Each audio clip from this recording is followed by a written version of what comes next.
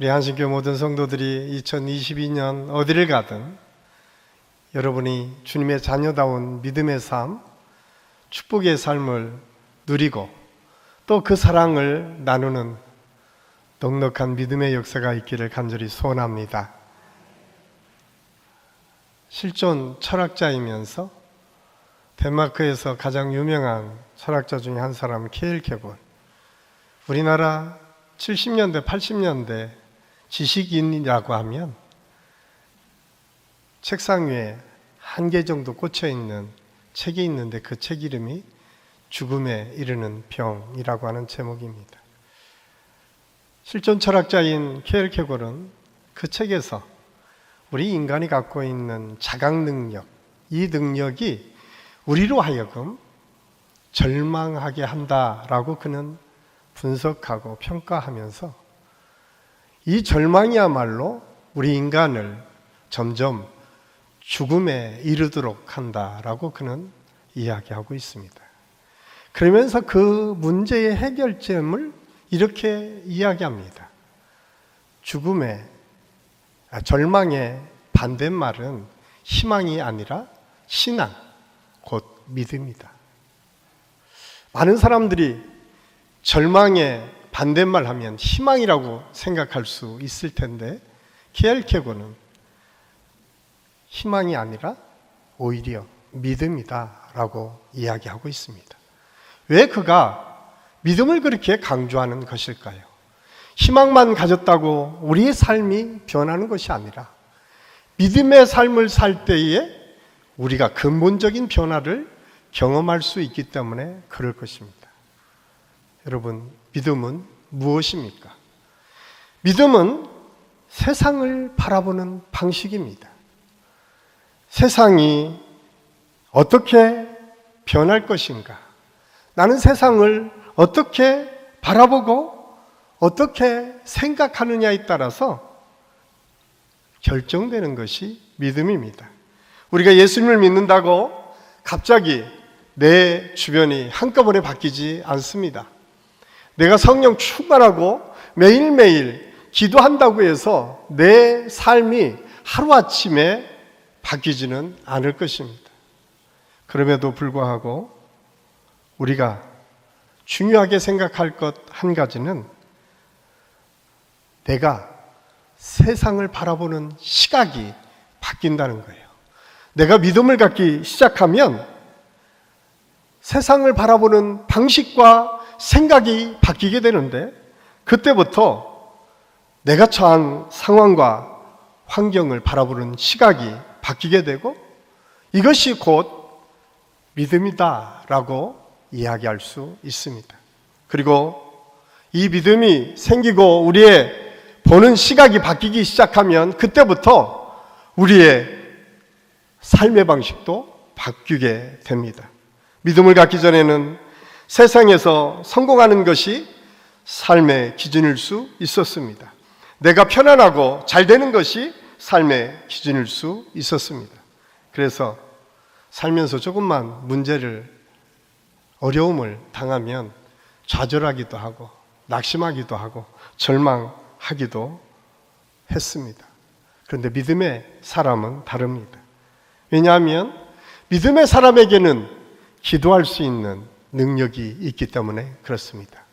사방이 막혀있다 할지라도 하늘에 계신 하나님을 향해서 기도할 수 있다라고 하면 우리는 다시 일어설 수 있습니다. 성령님께서 항상 우리와 함께 해주시는 은혜를 내가 경험할 수 있고 그 하나님이 나와 함께 계심을 믿고 의지한다면 어떤 상황에서도 우리는 다시 일어서서 믿음의 길을 걸어갈 수 있습니다. 그래서 믿음을 갖는 것이 너무나 중요합니다. 성경에서는 이렇게 하나님의 뜻을 알고 그 뜻을 따라 살았던 수많은 믿음의 선배들에 대해서 아주 상세하게 기록하고 있습니다. 하나님께서 믿음의 사람들의 생애 속에 어떻게 간섭하셨고 하나님께서 그들의 삶을 어떻게 이끌어 가셨는지에 대해서 아주 생생하게 기록하고 있습니다. 그러므로 우리가 기억해야 될 것 한 가지는 하나님의 사람은 고난은 있어도 실패는 없습니다.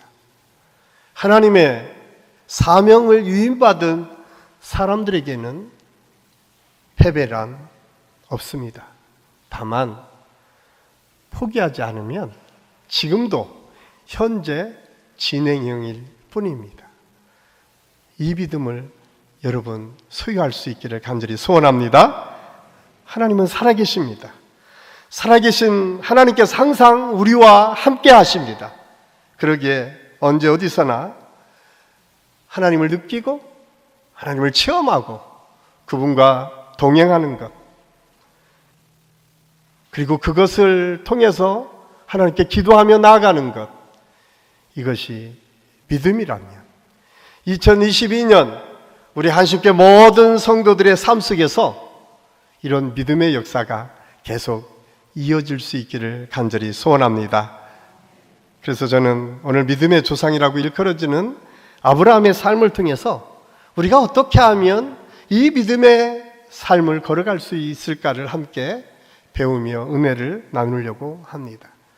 창세기 1장부터 11장까지는 원역사라고 해서 하나님께서 어떻게 이 세상을 창조하셨는지, 첫사람 아담이 어떤 이유로 죄를 범하게 되고 그 죄가 어떻게 이 땅에 들어오게 되었는지, 죄가 관영한 세상을 하나님께서 더 이상 참을 수가 없어서 심판하시게 되는데 그럼에도 불구하고 한 가정을 살게 하셔서 그 노아라고 하는 믿음의 가정을 통해서 하나님의 역사를 계속 이어가는 놀라운 역사를 이루신 사건, 이렇게 살려주니까 얼마 지나지 않아서 또 인간은 자기 욕망과 욕심에 따라서 바벨탑을 쌓기 시작합니다.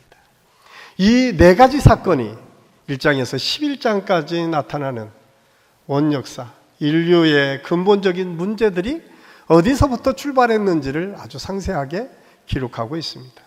그리고 12장에서 50장까지는 이스라엘 민족이 어떻게 출발했는지를 가르쳐주고 있는데, 아브라함과 이삭과 야곱과 요셉의 생애를 통해서 그들의 삶의 여정에 하나님께서 어떻게 간섭하시고 개입하셨는지, 그리고 그들을 통해서 하나님의 구원의 역사를 어떻게 이루어 가셨는지를 아주 자세하게 설명하고 있습니다. 특별히 오늘 우리가 읽은 창세기 12장 1절에서 9절까지 말씀은 믿음의 조상 아브라함을 하나님께서 어떻게 부르시고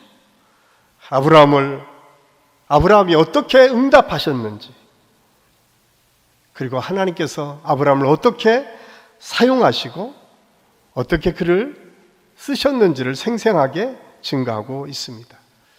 저는 오늘 이 말씀을 같이 묵상하면서 여러분들이 아브라함에서 어떤 믿음을 우리가 배워야 될까? 가장 먼저는 부르심입니다. 하나님께서는 항상 우리를 먼저 찾아오셨습니다. 아브라함은 평범한 사람이었습니다. 이 땅의 삶이 전부라고 생각하며 살았던 사람이었습니다. 그는 그 당시에 제법 먹고 살만한 가정에서 살았던 것 같습니다. 그가 살았던 갈대아 우르 지역은 수메르의 수도였고 상업의 도시였으며, 그 당시 교역 물품의 다수를 보면 대부분 우상을 만드는 것이었습니다.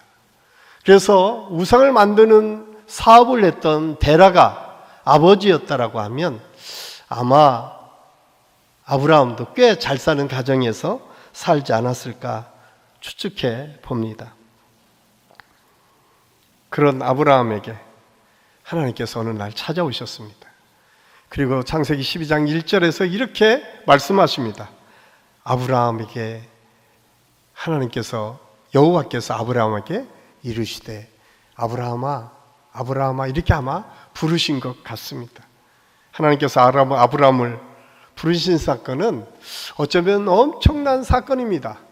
온 인류를 창조하시고 운행하시는 그 하나님, 전능하신 하나님, 존재 자체도 우리가 감히 바라볼 수 없는 그 능력에 하나님께서 지금 아브라함을 찾아오신 것입니다. 인간이 신을 찾은 것이 아니라 하나님께서 아브라함을 찾아오셔서 인간을 찾아오셔서 먼저 말씀해 주십니다. 이것이 기독교의 출발입니다. 다른 많은 종교들은 인간들이 스스로 신을 만들고 만나고 체험하지만 우리 기독교의 출발은 하나님께서 먼저 우리를 찾아오셨다는 사실입니다. 성경에 보면 아담과 하와를 하나님께서 찾아오십니다. 죄를 범해서 동산 실과나무 밑에 숨어있던 아담과 하와, 그를 찾아오셔서 아담아, 아담아, 내가 어디 있느냐 찾으십니다. 죄악이 관영에서 더 이상 이 세상을 볼 수 없어서 심판하시려고 하는 그 순간에도 당대에 믿음을 가지고 있었던 노아의 가정을 찾아오셔서 노아에게 방주를 짓도록 허락하시는 하나님. 미디안 광야에서 쓸쓸하게 노년을 보내며 더 이상 나의 삶의 비전은 없다라고 포기하고 살았던 모세를 찾아오셔서 내 백성을 구원할 것이다라고 말씀해 주시는 하나님. 베들레헴 산골짜기에서 매일매일 주어진 일에 목동을 감행했고 목동으로 살았던 다윗을 찾아오셔서 너를 이스라엘의 위대한 왕으로 세워주시겠다고 불러주시는 하나님. 저는 2022년 저와 여러분에게 그 하나님께서 동일하게 찾아오실 줄로 믿습니다. 하나님께서는 한 사람 한 사람 부르시고 구원해 주셨습니다. 예수 믿는 성도가 된 사람 중에 하나님께서 부르시지 않는 사람은 한 사람도 없습니다. 하나님께서 부르신 성도 중에 구원과 소명을 받지 않은 사람은 한 사람도 없습니다. 이것이 믿음의 출발이고 시작입니다. 새해를 시작하며 저와 여러분이 이 출발을 시작할 수 있기를 간절히 소원합니다. 그러면서 하나님께서 우리에게 말씀해 주십니다. 이사야 43장 1절 2절 말씀인데 이 말씀을 우리 함께 읽도록 하겠습니다. 야곱아, 너를 창조하신 여호와께서 지금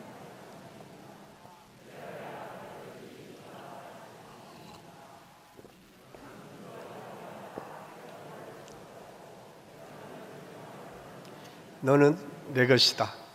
내가 물 가운데로 지나갈 때에 내가 너와 함께 할 것이라. 강을 건널 때에 물이 너를 침몰하지 못할 것이며 내가 불 가운데로 지날 때에도 타지도 아니할 것이요 불꽃이 너를 사르지도 못할 것이다. 하나님의 말씀입니다. 얼마나 신나는 말씀입니까? 두려워 말라. 내가 너를 지명하여 불렀나니 너는 내 것이다. 혹시 너희가 이 세상을 살면서 때로는 물이 너를 침몰하게 될 수도 있을 것이다. 그런데 염려하지 마. 내가 침몰하지 못하도록 너희를 붙잡아 줄 거야. 너희 불이 너를 살리려고 너희에게 다가올 수 있을 것이다. 걱정하지 마. 내가 너희를 보호하고 인도해 주시겠다고. 오늘 성경은 이사야 선지자를 통해서 우리에게 분명하게 말씀해 주고 있습니다. 저는 2022년 저와 여러분이 어떤 삶의 형편에 있든지 이 믿음으로 승리하며 나아갈 수 있기를 간절히 소원합니다. 그렇습니다. 믿음은 또한 이렇게 하나님의 은혜를 통해서 음성을 듣는 것뿐만 아니라 믿음은 떠나는 것이다 라고 오늘 성경은 우리에게 말씀해 주고 있습니다. 하나님은 떠나라고 말씀합니다. 아브라함에게 너는 너의 고향과 친척과 아버지 집을 떠나. 어디로 떠나라고 하는 이야기입니까? 고향을 떠나라고 말하는데 아브라함의 고향은 메소포타미아 지역에 아주 우상이 많이 있었던 지역이었습니다. 친척과 아비집이란 이 우상을 숭배하던 과거의 죄악된 관습과 관계를 청산하고 정리하라고 하는 당부의 말씀입니다. 성도로 부름받은 우리가 과거의 죄악된 삶에 안주해서는 안 됩니다. 떨쳐 일어나야 됩니다. 죄는 하나님 없이 사는 것을 의미합니다. 인간의 죄의 출발은 아담인데 창세기 3장에 보면 아담과 하와가 뱀의 유혹을 받게 됩니다. 그런데 여러분, 유혹은 하나님의 말씀과 하나님의 뜻과 동떨어져 있지 않습니다. 어쩌면 모양은 하나님의 말씀처럼, 모습은 하나님의 사랑으로 나타나는 것처럼 보여질 수 있습니다. 그런데 그 결과가 다르게 나타나는 것이죠. 예를 들면 처음에 예수님의 이름으로 뭔가를 우리가 시작했어요. 그러면 끝까지 예수님의 이름이 높여져야 되는데 어느 순간부터 예수님은 온데간데 없고 내 생각과 내가 가지고 있었던 주장이 앞세워지기 시작했다면 한번 우리가 곰곰이 생각해 봐야 됩니다. 예수님의 사랑을 가지고 무슨 일을든 했고 주변 분들을 사랑하기 시작했어요. 그런데 그 사랑이 점점 식어서 분노가 일고 그 사람이 꼴보기 싫기 시작한다면 여러분, 이거는 죄가 슬그머니 우리 곁에 왔다라고 하는 사실을 알아야 됩니다. 특별히 사랑하는 남편, 사랑하는 아내, 사랑하는 자녀, 사랑하는 부모, 성도들 간에 꼭 기억하십시오. 예수님의 사랑으로 사랑을 시작했는데 언제부턴가 미워지기 시작한다면 내가 지금 믿음이 부족하구나, 기도할 때구나 라고 깨달아야 됩니다. 처음에는 즐거움과 기쁨으로 하나님의 일들을 감당했는데 열심히 하다 보니까 언제부턴가 그 일이 싫어지기 시작합니다. 뿐만 아니라 두렵기까지 해요. 아이고, 내가 이제 하나님의 일을 제대로 할 수 있을까? 그런 두려움이 내게 엄습해 올 수도 있습니다. 또한 모든 것이 내 잘못입니다, 내 죄입니다 라고 어떤 일을 만나든 먼저 고백하는 믿음을 갖고 있었는데 어느 순간에서부터인가 나는 잘못이 없는 것 같고 내 옆에 있는 남편이, 아내가, 우리 김 집사가, 박 집사가 저 장로님이 잘못된 것 같이 책임이 전가되기 시작하면 그때는 조심하셔야 됩니다. 죄가 들어와 있다라고 하는 것을 우리가 알아야 돼요. 왜냐하면 성경에 죄의 결과는 두려움이었습니다. 죄의 결과는 책임 전가였습니다. 아담과 하와가 그것을 대표적으로 우리에게 보여주고 있습니다. 사랑하는 성도 여러분, 우리 한신교회는 이 모든 죄의 자리에서 이제 일어서서 떠나가야 됩니다. 저는 이 은혜가 우리 모든 성도들에게 있기를 간절히 소원합니다. 그래서 사도 바울은 에베소 4장 22절 24절에서 이렇게 우리에게 말씀합니다.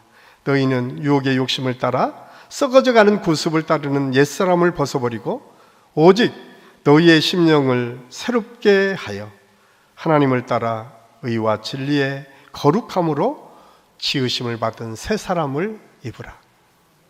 썩어져가는 구습 버려야 된다. 그 자리에서 일어나서 떠나야 된다라고 말합니다. 또한 죄의 자리를 떠날 뿐만 아니라 때로는 우리에게 하나님께서 익숙함과 편안함으로부터 떠나라고 말씀합니다. 아브라함은 갈대아 우르가 아주 편안했을 것입니다. 하란이라고 하는 것이 훨씬 더 편안할 수도 있었습니다. 그 당시 갈대아와 우르와 하란은 아주 상업이 발달한 도시였습니다. 그런데 하나님께서 지시한 땅, 가나안 땅은 척박한 땅이었습니다. 광야였습니다. 그럼에도 불구하고 하나님은 그 편안하고 익숙한 그 땅을 떠나서 내가 내게 지시하는 척박해 보이지만 가나안 땅을 향해 가라고 성경을 통해서 우리에게 말씀해 주고 있습니다. 사실 우리가 신앙생활하면서 우리도 모르게 익숙함에 젖어들 때가 참 많이 있습니다. 편안함에 젖어 있을 때가 참 많이 있습니다. 여러분, 그 자리는 어디입니까? 하나님께서 오늘 저와 여러분에게 말씀하십니다. 너희가 익숙하고 편안하게 생각하는 그것을 떠나서 내가 내게 지시한 땅으로 가라. 하나님께서 왜 내가 내게 지시한 땅으로 가라고 말씀하셨을까요? 그것은 단순한 사건이 아닙니다. 하나님께서는 막연하게 그냥 우리가 힘들도록 가기 위해서 그 땅을 가라고 말씀하지 않습니다. 하나님께서는 그 땅을 통해서 새로운 하나님의 역사를 이루시기 위함이었음을 성경을 통해서 우리에게 말씀해 주고 있습니다. 우리가 보기에는 척박한 땅이고 힘들고 어려운 것처럼 보여지는 그 땅이라 할지라도 그 땅에는 엄청난 하나님의 보물이 감추어져 있습니다. 그 땅에는 하나님의 놀라우신 축복을 예비하고 계셨음을 성경은 우리에게 말씀해 주고 있습니다. 그것은 아브라함이 민족의 아버지가 되고 아브라함이 축복의 통로가 되는 은혜였습니다. 여러분, 믿음은 대를 잇는 축복의 통로가 되는 축복을 우리에게 약속해 주고 있습니다. 오늘 말씀의 주인공인 아브라함의 이름은 12장 1절에서 아브라함으로 기록되어 있는데, 원래 아브라함은 그가 태어날 때 아버지로부터 아마 받았던 이름인 것 같습니다. 그런데 아브라함의 원래의 뜻은 존귀한 아버지였습니다.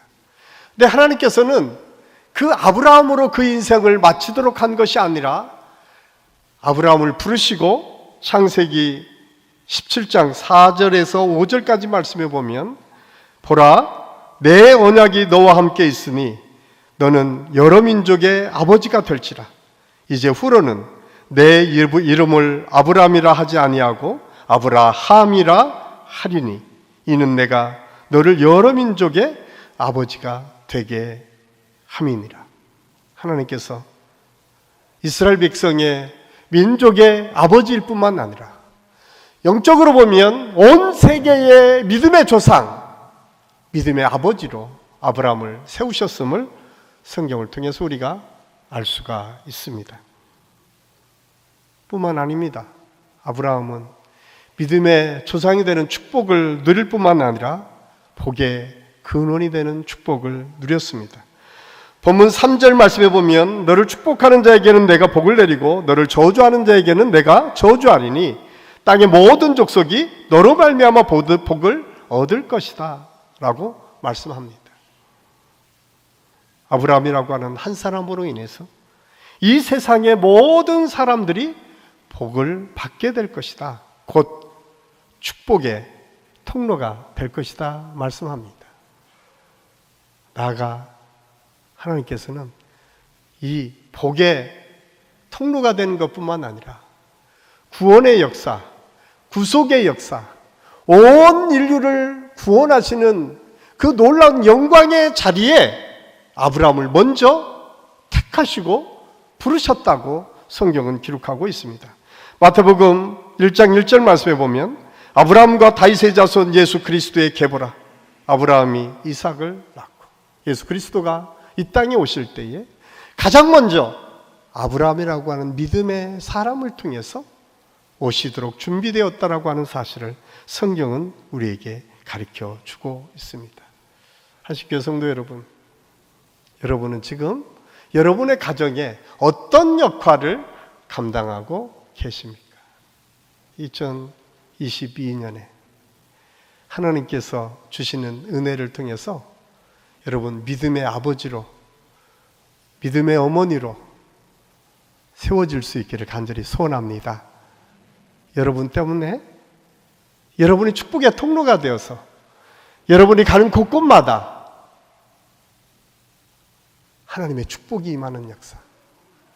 그래서 요셉이 하나님의 뜻을 따라 하나님께서 주시는 은혜를 따라 갔을 때에 요셉이 가는 곳곳에 하나님의 풍성하신 은혜가 임했다고 성경은 기록하고 있습니다. 요셉으로 인해서 애굽이 축복을 받았습니다. 여러분 때문에 여러분의 가정이, 여러분 때문에 여러분의 직장이, 여러분 때문에 여러분의 주변 환경이 축복을 받는 축복의 통로가 다 될 수 있기를 예수님의 이름으로 간절히 축원합니다. 마지막으로 오늘 믿음의 삶은 예배하는 삶입니다. 아브라함이 가나안에 들어가서 가장 먼저 한 일이 예배 드리는 것이었습니다. 7절 8절 말씀해 보면 여호와께서 아브라함에게 나타나 이르시되 내가 이 땅을 내 자손에게 주리라 하신지라. 자기에게 나타나신 여호와께 그가 그곳에서 제단을 쌓고 거기서 베델 동쪽 산으로 옮겨 장막을 치니 서쪽은 베델이요 동쪽은 나일이야. 그가 그곳에서 여호와께 제단을 쌓고 여호와의 이름을 부르더라. 그렇습니다. 아브라함은 어디를 가나 먼저 예배의 제단을 쌓습니다. 성경은 그곳이라고 말씀하고 있어요. 그런데 그곳은 가나안을 의미합니다. 가나안은 이미 이방신들이 많이 있었습니다. 토착신들이 너무 많이 있었습니다. 여러 가지 의식을 가지고 이방신들을 섬기는 모습들이 참 많이 있었습니다. 그럼에도 불구하고 아브라함은 가는 곳곳마다 제단을 쌓았습니다. 그 제단 앞에 이렇게 표현합니다. 여호와께 제사를 드리고. 아브라함은 세겜에서도 베델에서도 가장 먼저 제단을 쌓는 일을 하였음을 오늘 성경은 우리에게 말씀해 주고 있습니다.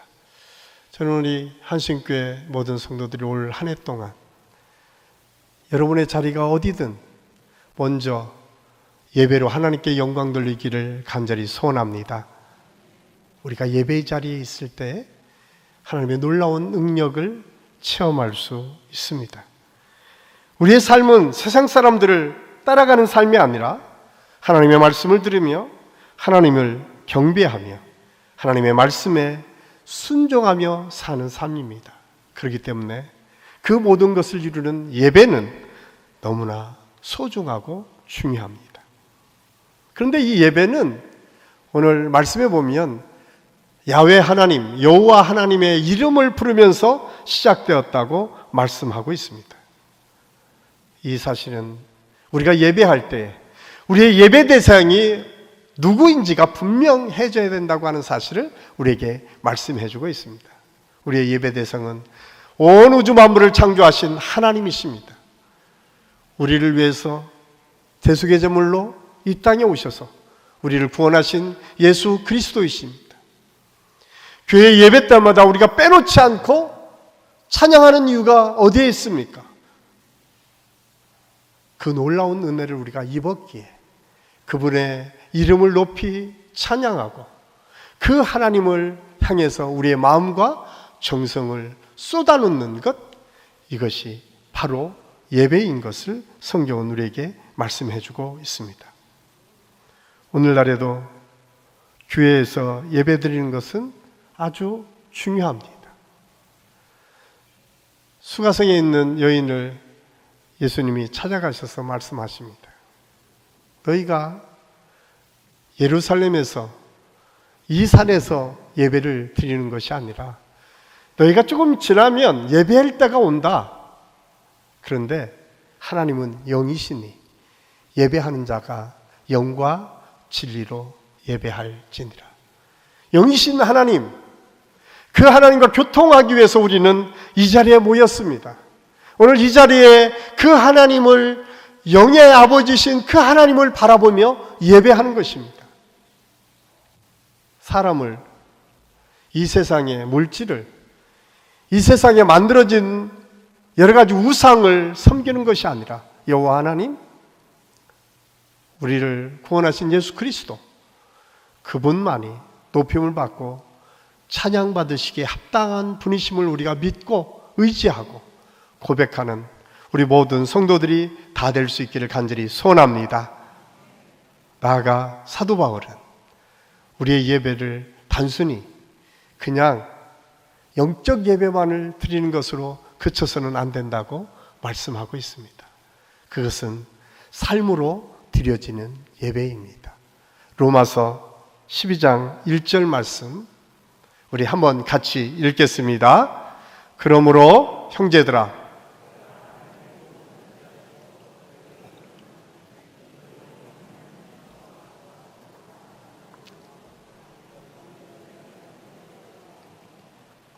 아멘. 하나님께서는 우리의 삶을 통해서도 영광 받기를 원하십니다.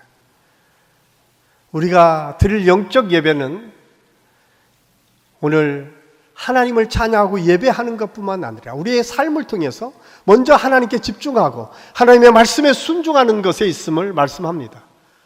이어서 로마서 12장 2절 말씀에 보면 너희는 네 세대를 본받지 말고 하나님께서 주시는 말씀은 분별력을 가져라 라고 말씀합니다. 저는 우리의 한신교회 모든 성도들 한 분 한 분이 이 세상을 따라가는 사람이 아니라 이 세상의 분별력을 가지고 무엇이 하나님께서 원하시는 것인지 아닌지를 판단하고 하나님께서 기뻐하시는 일을 쫓아갈 수 있는 믿음을 소유할 수 있기를 간절히 소원합니다. 믿음은 하나님께서 우리를 찾아오시는 것입니다. 믿음은 죄의 자리를 떠나는 것입니다. 믿음은 대를 이어 축복의 통로가 되는 것입니다. 믿음은 예배의 자리에 우리가 함께 있어서 하나님을 높여 드리는 것입니다. 사랑하는 한신교회 성도 여러분, 올 한 해 동안 이 믿음의 길을 함께 하나님께서 주시는 그 은혜를 향해서 걸어갈 수 있기를 예수님의 이름으로 간절히 축원합니다. 기도하겠습니다. 사랑의 아버지 하나님, 오늘 말씀을 통해서 아브라함의 믿음을 함께 보고 하나님께서 주신 은혜가 무엇인지를 함께 깨달았습니다. 주님, 우리가 이 세상을 살면서 때로는 절망합니다. 낙심합니다. 그런데 그 속에 믿음을 가지면 우리의 삶이 바뀌어짐을 말씀을 통해서 배웠습니다. 주여, 우리 사랑하는 성도들 한 사람 한 사람을 하나님의 믿음으로 채워주셔서 이 세상을 보는 방식과 삶의 방식이 완전히 바뀌어지는 역사를 경험하게 도와주시옵소서. 뿐만 아니라 하나님께서 주시는 은혜를 통해서 하나님의 찾아오심에 언제나 응답하고 하나님께서 주시는 놀라우신 역사를 통해서 죄의 자리를 박차고 일어서며 축복의 통로, 예배의 삶을 살아가는 우리 모두가 되게 도와주옵소서. 예수님의 이름으로 감사드리며 기도하옵나이다. 아멘.